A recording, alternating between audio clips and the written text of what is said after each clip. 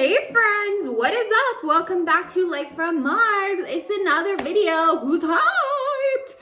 So I am out here today, and of course it's still spooky season, so I have more spooky content for you guys. And today I'm actually doing part 4 of my Scariest Stories Ever series, which aka is part 4 of the Reddit series. I am a search and rescue officer and I have some stories to tell. Okay, so I'm not gonna really go in and explain everything because if you're keeping up with the series, you probably have seen the other episodes. If you haven't already, I would highly recommend that you do go check these out. This video will actually be part of a playlist where you can access the rest of the previous 3 videos because they do give a lot of context to this episode.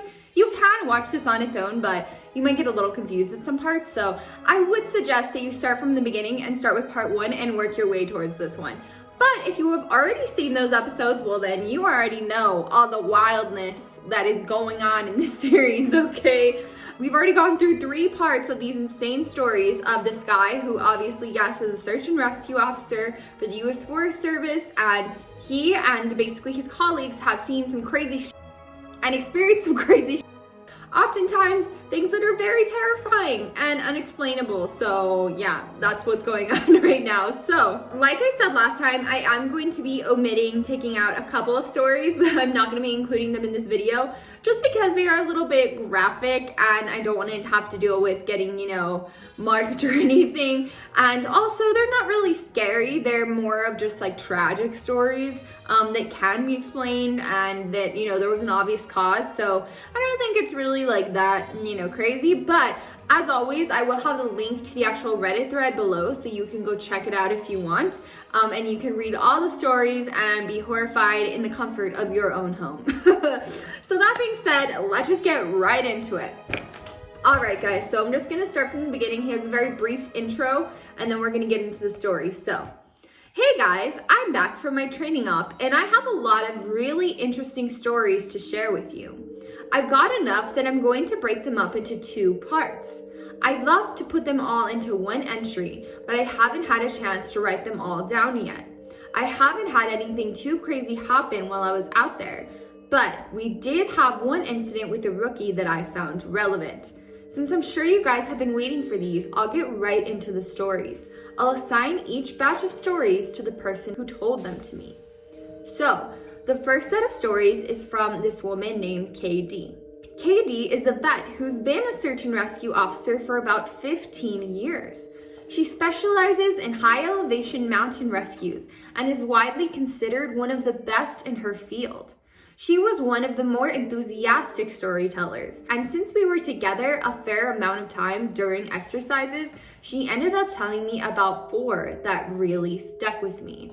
So again, I'm gonna skip the first 2 stories just because they're not really that scary and they're honestly very graphic.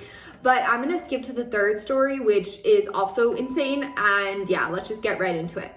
I mentioned to her that I was interested in hearing about any experiences she had with people completely disappearing.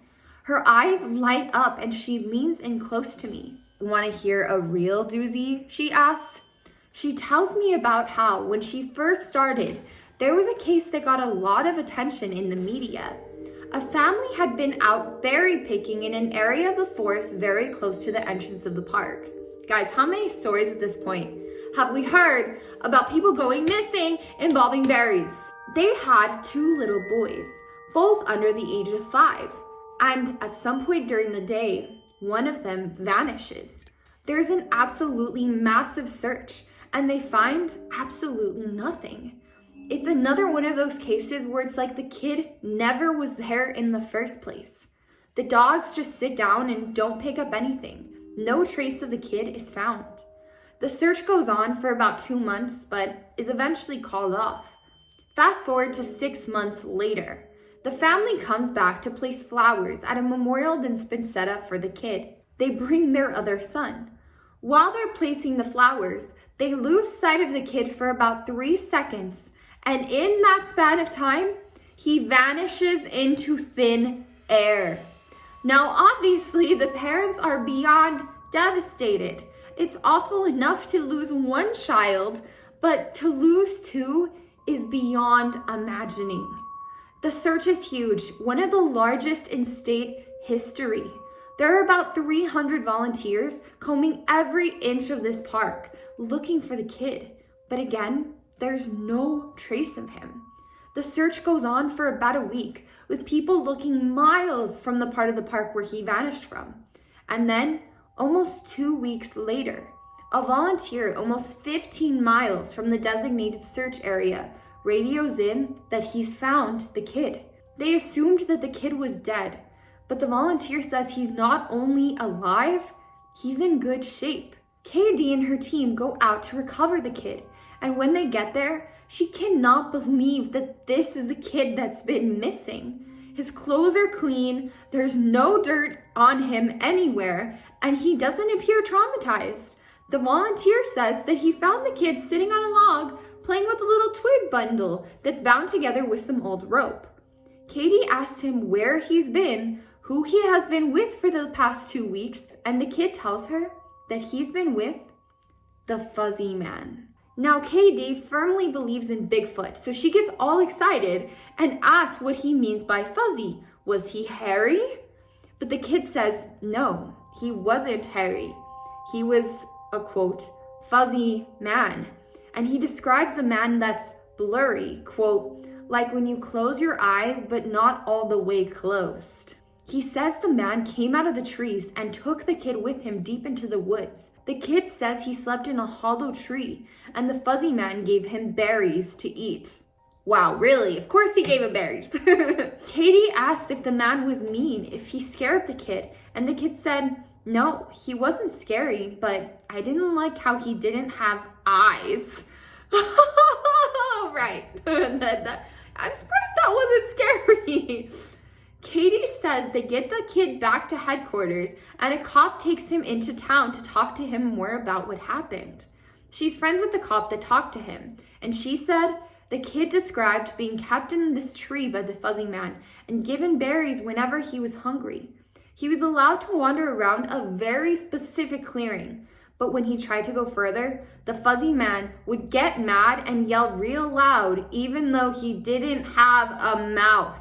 When the kid got scared at night, the fuzzy man, quote, made it go brighter and gave him the twig bundle. He said the fuzzy man was going to keep him, but he had to let him go because the kid, quote, wasn't the right kind. He either can't or won't elaborate more than that. The cops are just sort of left scratching their heads, and the search for his brother is renewed with no results. The kid has no idea where his brother might be, and they never find him. All right, well, that's not terrifying. How is that kid not traumatized? I don't understand how he wasn't traumatized. I think he has to be, but I mean, I guess it's good that he's not, you know? Maybe he's just open to people who are not people and are blurry things in the forest. I don't know.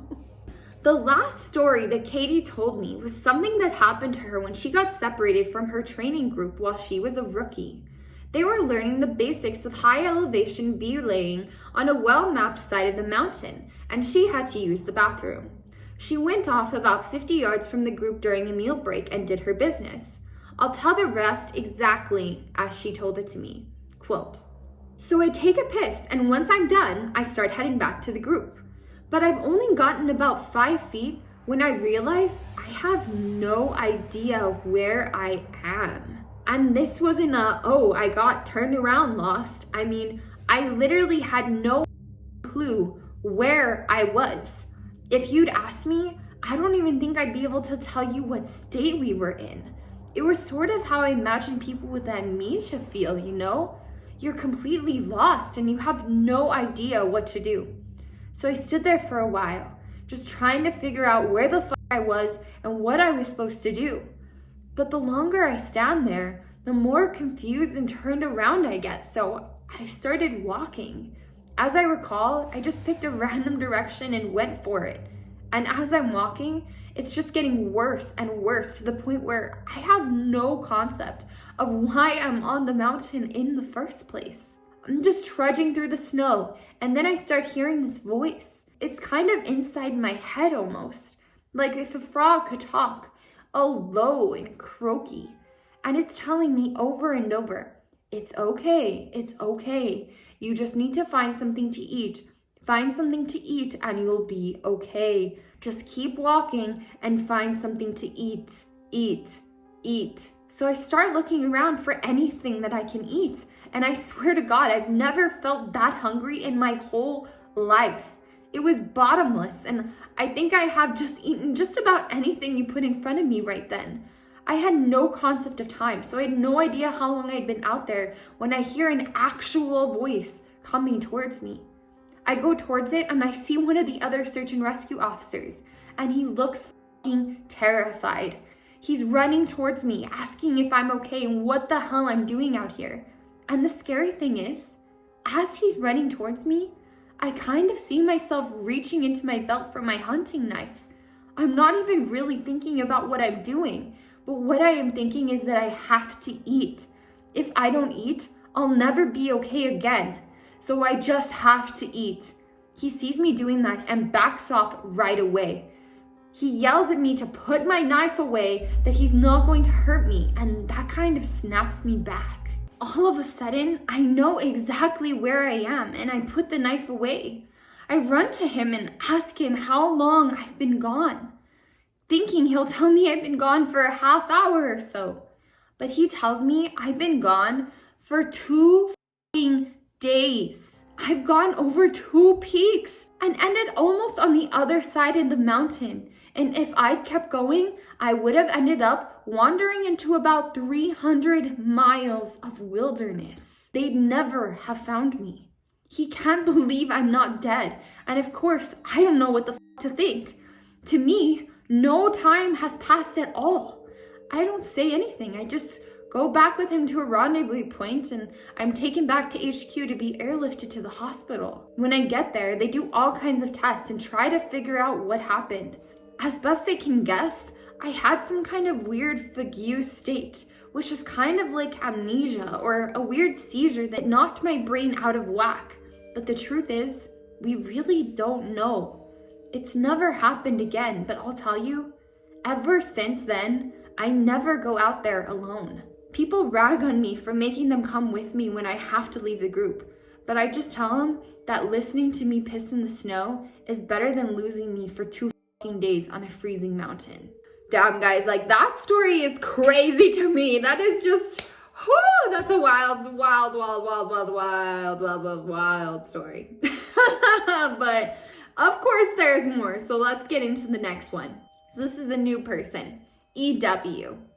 The next person I talked to was EW, a former trainer who now works as an EMT. He still comes to ops like this to help out, but doesn't work for us full time anymore. He specialized in finding lost kids. He just seemed to have a sixth sense when it came to knowing where they'd gone. He's a legend amongst the more senior vets, but he gets embarrassed if you compliment him on his work. He sat down with me at dinner one evening, and we ended up swapping stories. Most of them were just casual, but when we got on the subject of our weirder calls, I mentioned that I had a buddy who'd gone up a set of stairs. He got kind of quiet and asked if I'd heard of a little boy who disappeared from his park a few years back.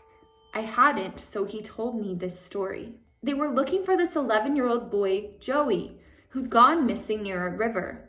Of course, the first thought was that he'd fallen in and drowned, but when they brought dogs out, they led search and rescue officers away from the river and up into a very densely forested area. When we do searches for people, we search in a grid pattern, and we search in every box of the grid incredibly thoroughly. What EW's team noticed right away was that a very strange pattern was emerging. Dogs in alternating boxes were picking up Joey's scent, but losing it when they overlapped with another box. If you think of it like a checkerboard, Joey's scent was being picked up in random black squares, but never in red. This, of course, didn't make any sense, because how could the kid bounce from area to area without leaving a scent in each place he passed? EW and his partner pass into a new box of the grid, and EW notices a set of stairs about 50 yards away. He tells his partner that they need to go check near it, but his partner flat out refuses. He tells EW that he's made it a point never to go near any stairs he sees, and that while it may be routine, he's not to pretend that it's normal. He tells EW that he'll wait in sight while EW checks. EW says that he felt irritated, but he felt for the guy and didn't push on the subject. Quote, "I walked over to the stairs. They were small, kind of like the stairs into a basement. I don't really feel strongly one way or the other about them, the stairs I mean, so I wasn't scared or anything.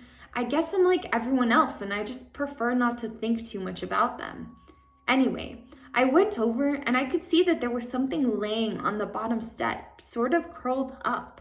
My heart sinks because of course you always hope for the best, and we were confident that we'd find this kid alive because he'd been only missing for a few hours. But I knew right away that it was him and that he was dead. He was curled up in a little ball on the step, holding his stomach. It looked like he'd been in horrible pain when he died, but I didn't see any blood, except for some on his lips and chin. I radioed in that I'd found him, and we got his body back to command. That poor family, they were devastated. The parents couldn't understand how he could be dead, because he'd only been gone for such a short amount of time. And on top of that, we couldn't find any obvious cause of death, which just made it worse. I figured he'd probably eaten something poisonous since he was holding his stomach when I found him, but I didn't want to guess. It's hard enough to hear that your kid is dead, let alone have some stupid search and rescue guy guessing about what happened. They took him away and I went home and tried not to think about it. I hate finding dead kids, man. I love this job, but it's one of the reasons I left. I've got 2 daughters, and the thought of losing them that way just... He choked up a little here. I'm not great with emotional stuff like that, and it's always sort of awkward to see a grown man cry, so I didn't really know what to do. He pulled himself together eventually, though, and kept going. We don't always hear back from the coroners about cause of death.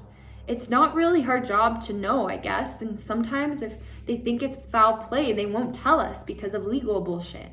But I've got a friend who works for the sheriff's department, and he'll usually pass along any interesting info I ask for. In this case, though, I actually got a call from him about a week later.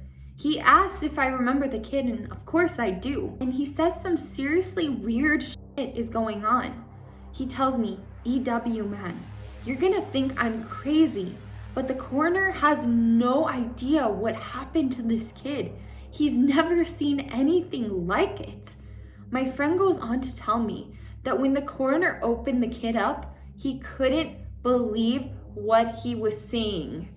All right, guys, this is gonna get really graphic, so just a friendly warning. I might have to even bleep out some of these parts, but yeah, this is gonna get rough. The kid's organs were like Swiss cheese. Quarter-sized holes were punched clean through about every single organ this kid had, aside from his heart and lungs.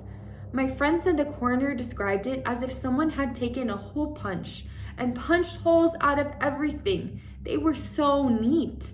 But the kid didn't have a scratch on him, no entry or exit wounds. The closest anyone there had ever seen like this was a guy who filled himself full of buckshot a year or so back cleaning his rifle. No one had a clue what could have possibly caused it. My friend asked me if I'd ever heard of anything like it or if we'd had any similar cases in the past. But I've never heard of something like that, and I told him I wasn't going to be of any help to him. As far as I know, the coroner determined the cause of death as something like massive internal bleeding, but no one knows what really happened. I've never been able to forget about that kid. I have nightmares about it sometimes. I don't let my kids go into the woods alone, and when we're together, I never let them out of my sight. I used to love it out here, but that case and a couple of others just sort of ruined it for me. Dinner was over, so we started to clean up and go back to our cabins. Before we went our separate ways, he put his hand on my shoulder and looked me really close. He tells me that there's bad things out here. Things that don't care if we have families or lives, or that we can think and feel. He tells me to be careful and walks away. I didn't have another chance to talk with him again. but that story stuck with me. God, that one is probably one of the most awful ones in this entire series, guys. And there's one more story left, one more person who has a story, but yeah, I mean, it's just like he said, you know, it's like there's just something out there that is just the polar opposite of good. You know, like our universe is all about polarity, and there's always the hot and the cold, and you know, the high and the low. And that's just the way our universe is. And it's not even to say like good or bad, but it is sort of that. There's like very high vibrations and very low vibrations. And I just feel like whatever these entities are, whatever this energy is, whatever these stairs are, whatever any of this is, it's clearly just on a very, very, very strong low vibration. And just like he said, it doesn't care about anything else other than sucking things into that low vibration. That's the best theory I can think of, at least. So I don't know. Well, let's just move on. There's one more story left, guys. We're almost done, I promise. So this one is from someone named PB. By pure coincidence, I got to talk to another vet, PB, who's been in the search and rescue field for years. We were partnered on a grid sweep during a training exercise, and we were chatting casually about how we liked the job, what kind of things we'd seen, and the like. At one point, we passed an old set of stairs, though they were probably from an old fire lookout, given the area that they were in. I sort of casually mentioned that I was curious about the stairs and I wished I knew more about them. He got kind of quiet and looked like he wanted to tell me something, but I wasn't sure if he should. Finally, he told me to turn my radio off. Obviously, this is something we are never, ever supposed to do, but I did it, and he did the same. About 7 years ago, he tells me, he was out on a call with a rookie. They were in an area of the park that's had a lot of strange reports and events. Disappearances, stories about lights in the forest, odd noises, things like that. The rookie was totally spooked, kept going on and on about, quote, things in the woods. According to PB, this guy wouldn't stop talking about the goat man, just on and on, goat man this and goat man that. Finally, I told him that there was plenty else to be afraid of out there that was very real, and that he'd better get over this thing with the goat man. The rookie wanted to know what kind of things I was talking about, and I just told him to shut up and walk. We crested a little ridge, and there was a staircase about 10 yards ahead. The rookie stops dead in his tracks and just stands there looking at them. I tell him, see, that's something you should be afraid of. The rookie asked me what the hell these are doing out here, and for some reason, I just open up and tell him the truth, or what I've been told is the truth. I could have gotten in a lot of trouble for doing what I did, and I could get in a lot of trouble for repeating it to you, but you're a nice kid, and I want you to stop looking into this. Quit while you're ahead. So I'll tell you what I know, under the condition that you never breed a word of this to the soups. I told him I wouldn't say a word, and he double checks that our radios are off. When I first started out, we were a little less tight-lipped about them and other things that happened out here. We warned people before they were even hired that weird shit was going on. I guess the Forest Service was having such a massive turnover rate, and they wanted people to know what they were getting into. So they started having people sign these agreements that they wouldn't go to the media about what they were going to see. The Forest Service didn't want to scare people away, so the last thing that they needed were spooked rookies running off to the media with stories of ghosts and haunted stairs. But eventually, they found that the agreements weren't necessary. People not only didn't want to talk about what they saw, they wouldn't. A few times, media tried to talk to people when kids or hikers would disappear, and no one would say a word. I can't really explain it. I guess we just don't really want to admit anything is wrong. This is our job, to be out in the woods every single day. We don't need to be spooked, and the best way to avoid it is to pretend everything is okay. So I'll tell you everything I can think of, and after that, I'm done talking about it for good.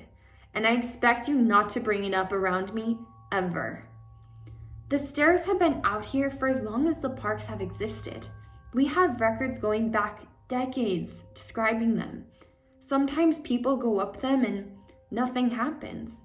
Other times, look, I don't really like talking about this, but sometimes really bad shit happens.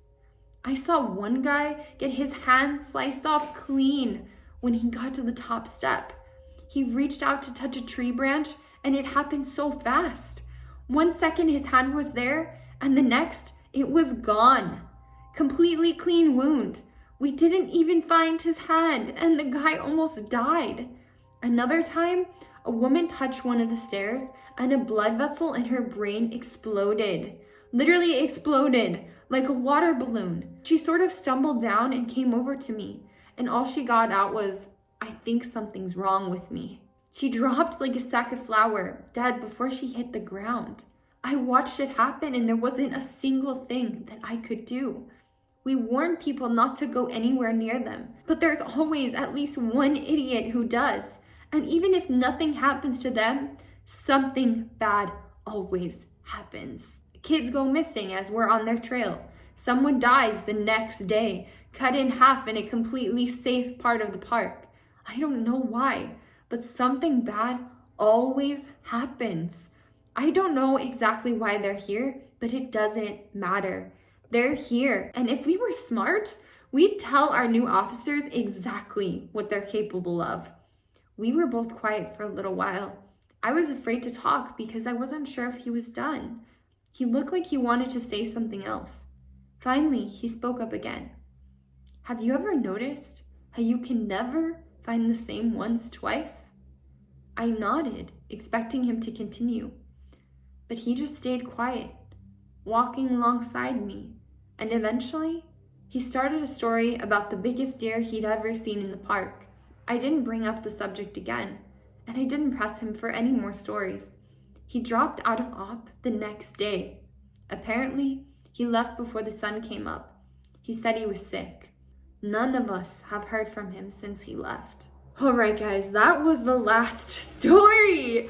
Oh my God, I told you guys that these were just going to get more terrifying as time went on. And yeah, I mean, I'm sure that you're not disappointed on that promise. These stories are just insane. And this is where you really start to see the insidiousness of these alleged stairs and what's really going on with them. And again, like, I don't know why this is happening, you know? I don't even really know if these stories are actually real, but like I've said in previous episodes, I do know that this person on Reddit is not the only person who has done research on mysterious disappearances that make no sense. And I know that there is a lot of factual proven information regarding a lot of these similar circumstances. So I really do not think that this guy is necessarily lying. I mean, he still continues to make posts on Reddit to this day.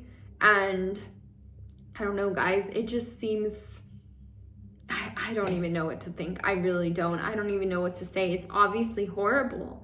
And, you know, I really feel like I resonate with that guy when he said, like, I used to love it out here, but now it's just not the same. I love nature so much, and I go hiking, I go camping, you know, and I've had a lot of very beautiful experiences in nature. And, you know, in a lot of ways, nothing sounds more amazing than just being out in nature with no cell service and just being one with the earth.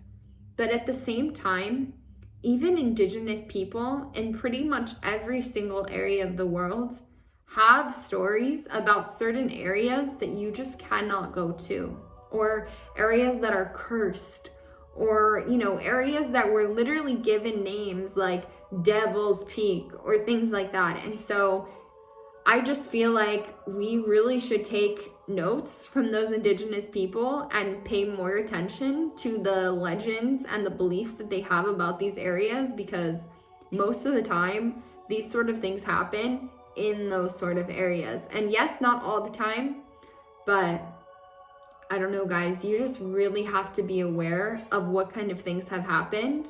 If there have been crazy disappearances in the area that you're trying to go to, maybe don't go there. And obviously most parks are huge, so it's not to say that you maybe can't go to a different area in the park where nothing strange has happened, but be smart about it, you know, do your research, because honestly, guys, better safe than sorry.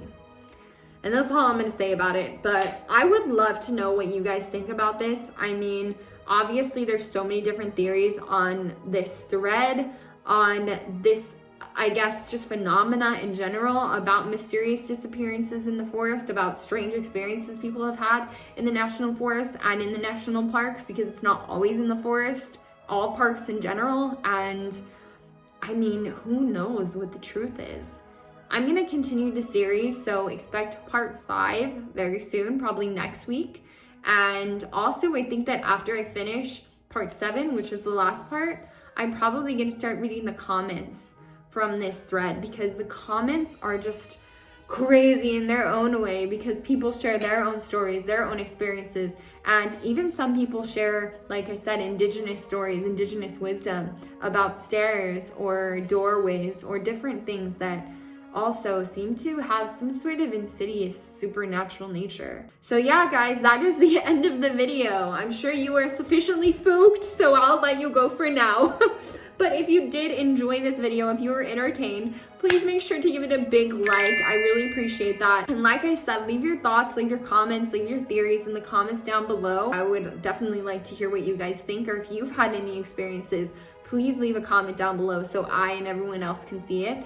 And also, of course, if you are not already subscribed, please do hit that subscribe button, turn on post notifications. I make new videos every single day, Monday through Friday, so there's plenty of content for you guys to binge all the time. I definitely make a lot of spooky content, especially since it is spooky season right now. We are in the midst of it, so I'm going to be continuing making lots of it for the rest of October, and I will continue the mystery and spooky videos into November in the future months, but I'll have more variety of content after that point. So yes, please do subscribe, and yes, be careful out there, guys. If you're going to be going into nature, be aware of what's going on. Do not go off by yourself. Do not let anyone you're with go off by themselves. If you're with children, make sure you are keeping an eye on them. Because even beyond the paranormal stuff, it's obviously easy to get lost in the wilderness. So just be careful.